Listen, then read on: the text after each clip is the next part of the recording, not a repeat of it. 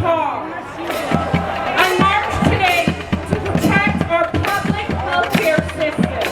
We want hearts every day. We deserve peace.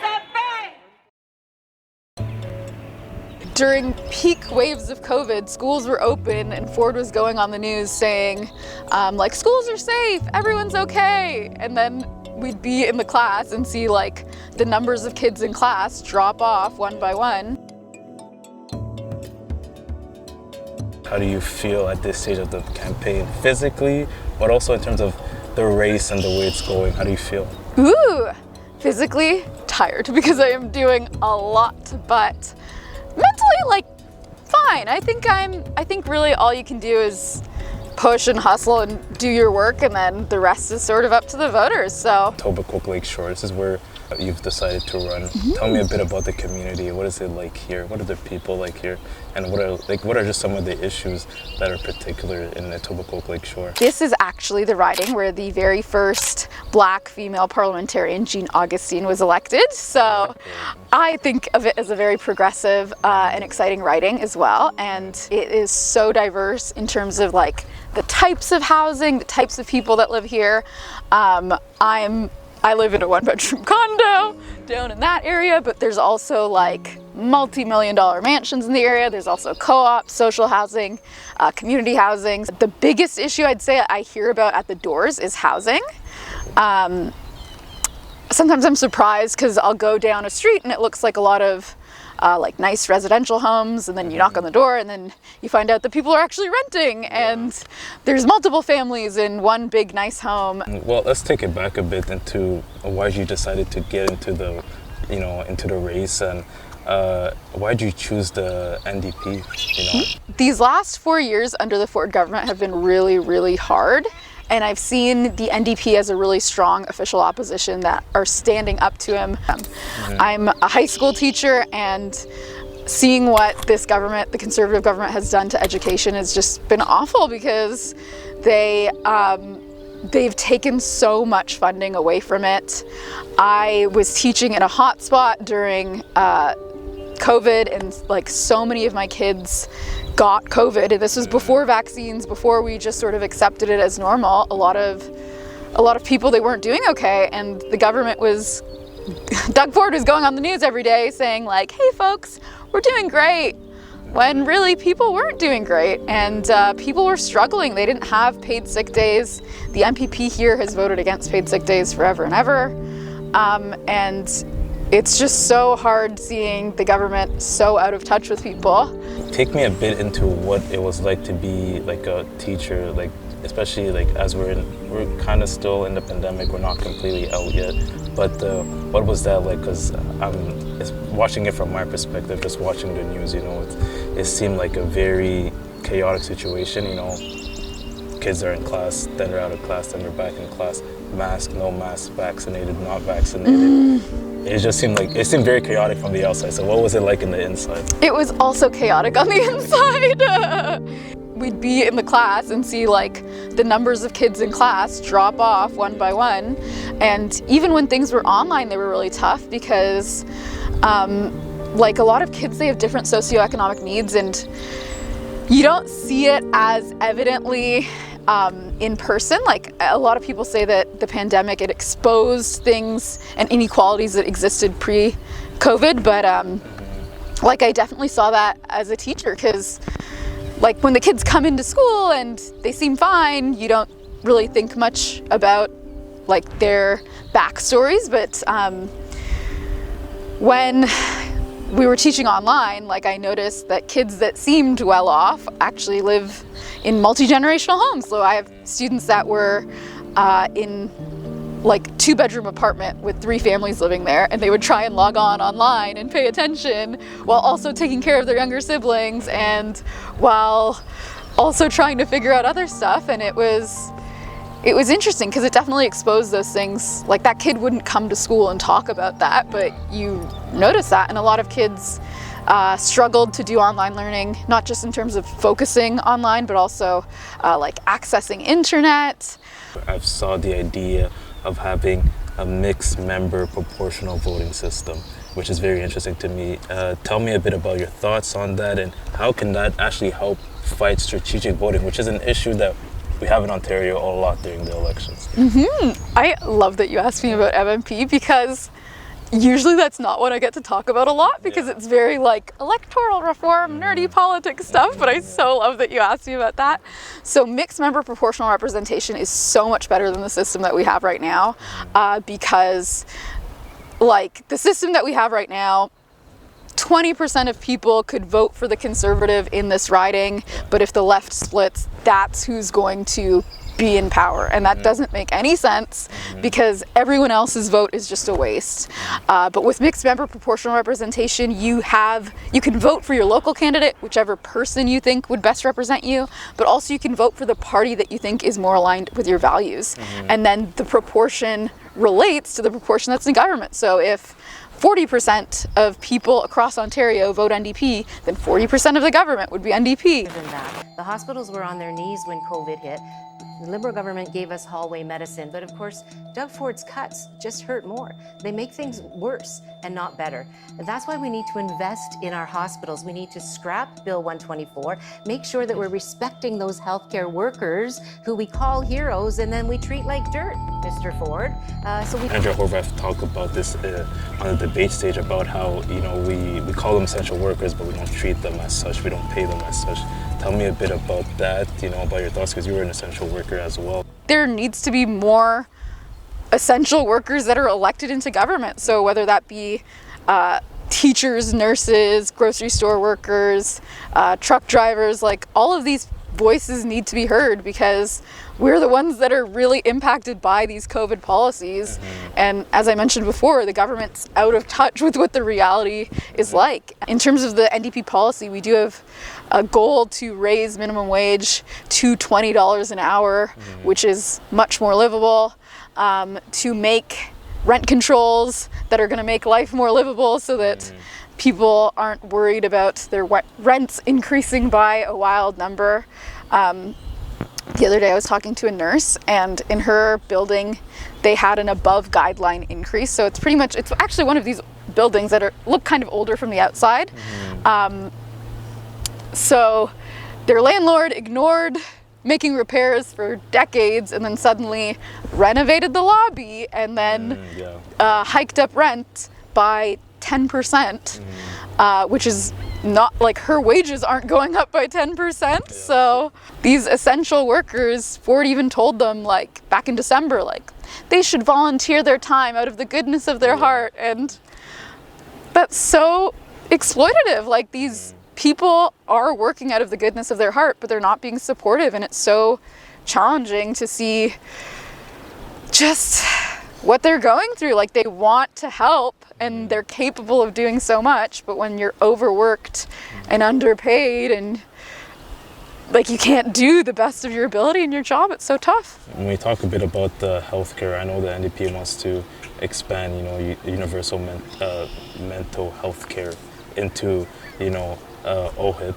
So talk to me about why that's important. Right now, to see a therapist, it costs $160 an hour. And I'm lucky enough that I have those benefits as a teacher, but so many other people don't have them. And honestly, if I didn't have those benefits, I would probably never see a therapist. $160 an hour to talk to somebody about your problems. But I do understand that it is beneficial. Like I've seen a therapist and I know that it helps me. But so many other people have also sought out mental health care. I think 1 in 4 people during the pandemic have sought out mental health care. And it's just like physical health as well. You'd go to the gym once a week or something like that, or take care of your body, and your mental health is as important. So it's really good that we're making it more accessible to so many different people. And sometimes the most marginalized people in our society that won't be able to afford mental health care, those people need it the most, because it's sort of a preventative thing, so that you take care of your mental health now and you'll be happier and healthier in the future. I gotta ask, you're minority and you're a woman going into what they quote or they coin as the good old boys club, of politics. Historically, there's not a lot of minority or women that are going into it, but now there are. You see this resurgence. But tell me a bit about that, for yourself. I definitely understand why a lot of women of color don't want to go into politics, because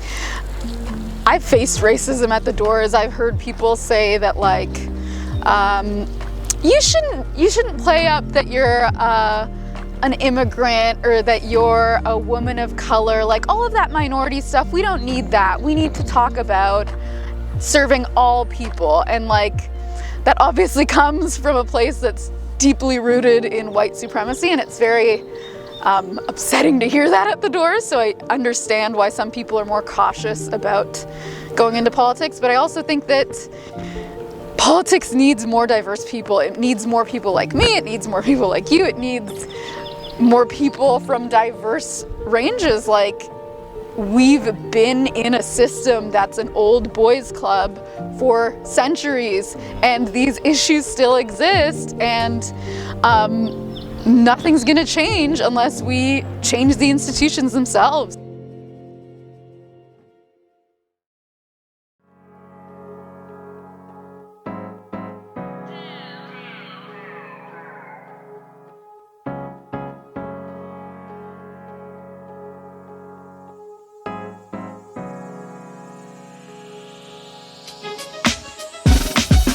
My name is Abhijeet Manay, and I'm so proud to say that I'm the deputy leader of the Ontario Green Party.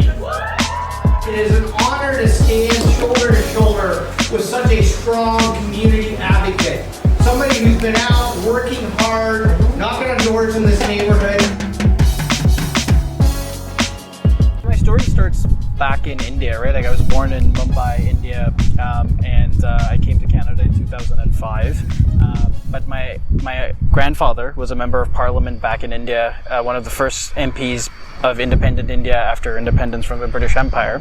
And he was a big part of the independence movement, but also the social justice movement to help the urban poor, as well as the so-called low castes in India. He was a massive inspiration to me because his politics shaped me in many, many ways.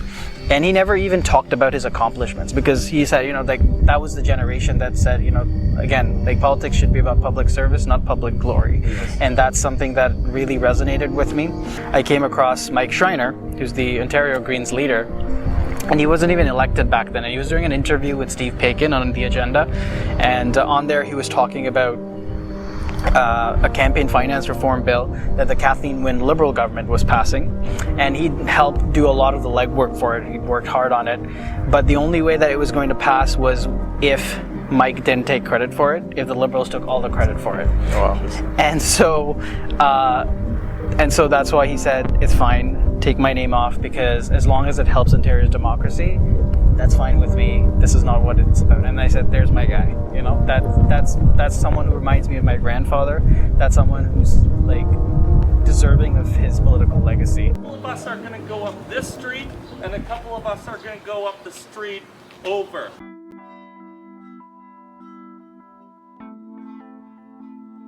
You're a young guy in politics, you're deputy leader of the Green Party, now you're a candidate in Beaches, East York. In your mind, like, did you ever think about, like, man, I did not think I would be doing this at this age? Like, no, definitely not.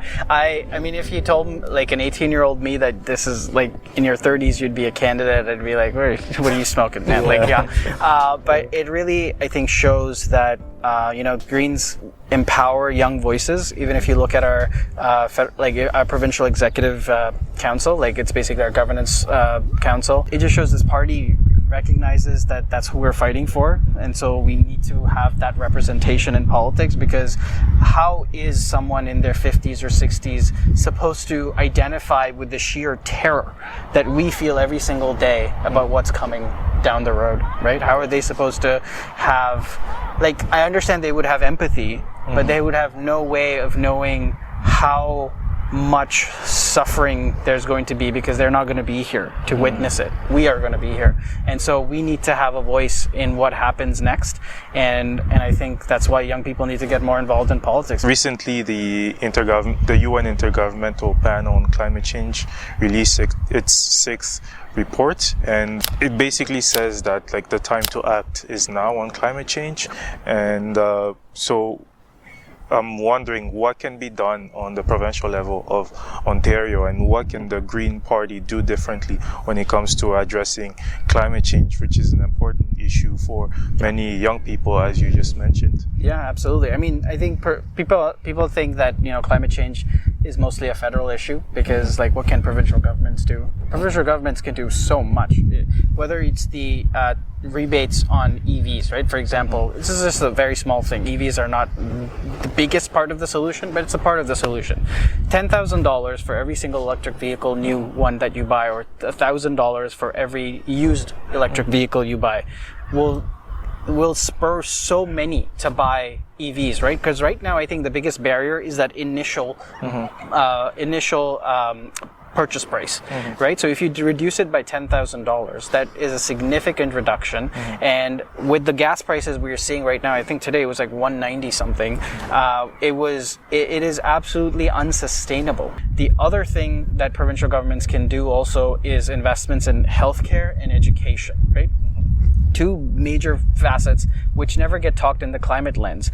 Housing is absolutely a climate issue, because if you don't have proper housing, how are you supposed to protect yourself from the effects of climate crisis, right? How are you supposed to have the ability to shelter yourself when there's massive flooding everywhere and insurance doesn't cover you anywhere, right? Like now, there are parts of Ontario and parts of Canada that are not covered by insurance companies because they're so prone to flooding because of the climate crisis. So all these things are related, and I think the Ontario Greens are the only ones who recognize the fact that issues are connected to each other. Housing is connected to poverty, is connected to healthcare, is connected to climate, is connected to, you know, all these issues are connected. You cannot look at them as separate things. They all need to be looked at in a holistic way, and therefore they need a holistic solution. And every single plan that you look about the Greens always concentrate on that holistic solution. When we look at what this pandemic, has changed in Ontario is, this designation of having certain workers as essential workers, but it doesn't seem like they're being paid as essential workers. Workers today are absolutely being exploited wherever there isn't a protection of organized labor, right? Whether you look at the gig economy, whether you look at precarious work in, as you said, migrant workers in our farms and fields, whether it's low income sort of, minimum wage jobs, which shouldn't really even be a thing. There shouldn't be a minimum wage. There should be a livable wage every single place that we go to, right? And in Toronto itself, what are you supposed to do with $15 an hour? That's why we need a universal basic income or a guaranteed livable income, so people have a safety net for when they don't have ability to earn an income. They can at least pay for their rent, their food, the basic necessities of life. We can't obviously talk about the pandemic and not talk about the mental health aspect Absolutely. to the pandemic as well. I know the Green Party released, their strategy in terms of tackling that. There's just two things I found really interesting in there. One of them is creating basically a 3-digit hotline. You need professionals dedicated specifically to deal with mental health issues and with substance use issues to deal with it. I don't think the police or any other emergency services have the skill sets or the ability to deal with those specific crises, and they need non-violent interventions. And when it comes to the youth hubs, I think young people have been disproportionately affected by the pandemic. A lot of people have lost their jobs. A lot of people have lost their homes. A lot of people have even lost their, families because of all the social tensions that have arose during the pandemic. And I think that service is so necessary, because you're talking about the future of this entire province. And if its mental health is not cared for, then the exacerbation of that entire problem will become a full-blown crisis in 5-10 years. 35% of workers across Canada said that they were feeling burned out. So in different sectors, that number was rising. So in the 66% of nurses felt burned out, and you have the pandemic really affecting peoples in different ways and workers in different ways. What can be done to address that? When it comes to nurses, Ontario Greens are advocating for the repeal of Bill 124 so that nurses get the just compensation that they deserve, and they're leaving in the droves right now. So that's what adds to the burnout, is the fact that when the workforce itself becomes so depleted that only a handful of nurses have to do the work of 100, other nurses who left, it really shows that the healthcare system is nowhere as robust as it was even before the pandemic started. What they need is a government who recognizes that fact, who recognizes the value of their labor, and gives them that just compensation. I mean, it's just so simple, right? Like it seems like a salary shouldn't be the solution to this, but that's what they're asking for. They're asking for just compensation for the labor that they're doing, and I think that's where it should start.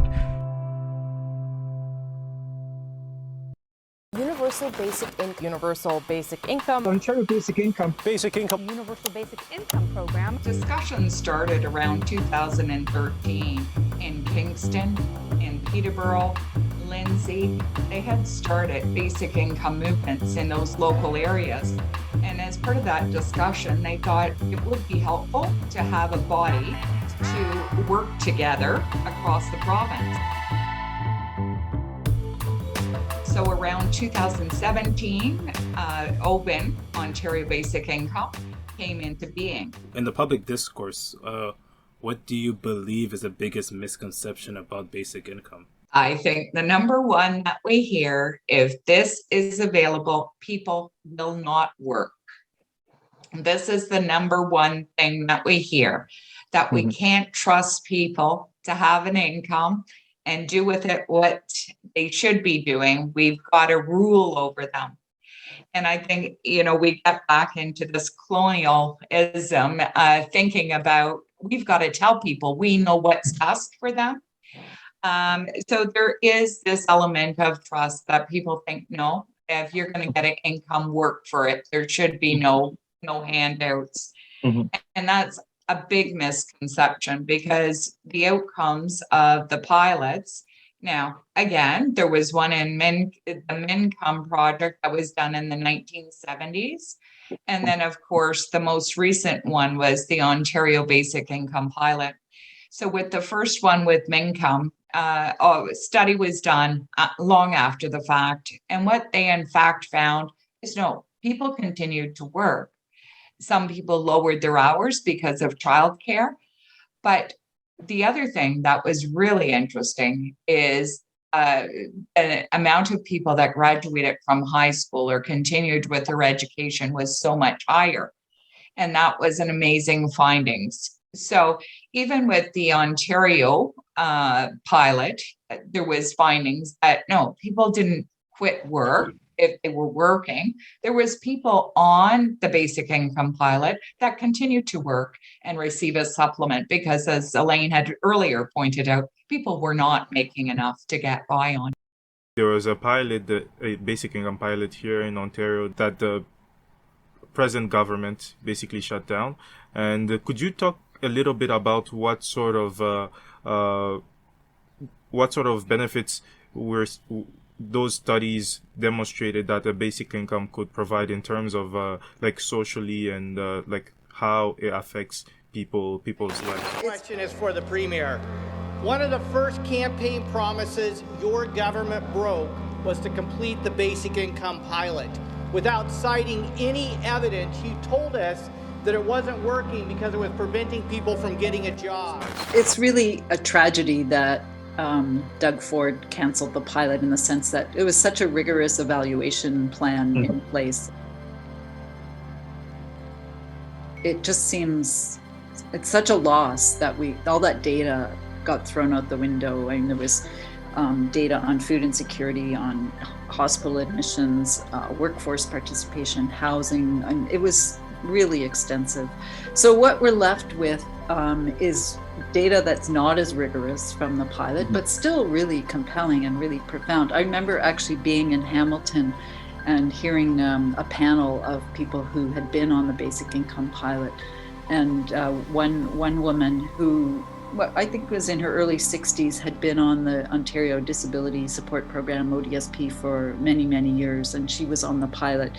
And she was very proud. So the first thing she did with her money, she bought a new walker, the kind with the seat that you can sit on. And then she bought new glasses. And then she gave a donation to a community organization that had been supporting her for many years. And she was so proud of being able to give back to that community organization. It was really, I had tears in my eyes listening to her, actually. The sense of dignity that people had. And we're talking about a basic income that was set at 75% of the poverty level. So we're still not at poverty level, but it was about double what people were getting on Ontario Works and ODSP. So, people talked about not waking up in the middle of the night, having panic attacks, wondering how they were going to, pay the rent and put food on the table, not going to the doctor as often, being able to stop some of their prescription medication for anxiety and depression. People who were fat lost weight, people who were skinny gained weight. They tried new fruits and vegetables. They stopped going to the food bank. They enrolled in higher education programs. They found better housing. They had space to breathe. There's actually research that shows that when you live in when you live in poverty, it actually decreases your IQ reversibly. But this kind of stress, like the stress of living in poverty, takes up so much space in your brain that it actually decreases your ability to make good decisions. As Elaine said, the stories were amazing. And I know one gentleman, Tim, and I knew him for quite a long time. And it was the first time he was able to visit family in Timmins because he didn't have the resources. The difference that income made in that gentleman in that short amount of time was just amazing. When I look at the COVID-19 pandemic, it seems like it's impacted the way, we talk about these social assistance programs, because you realize that there's so many gaps in terms of coverage. I'm curious as to your thoughts about whether programs such as SERB or the student benefit program, do you believe that those have made Ontarians and politicians more receptive to discussing basic income?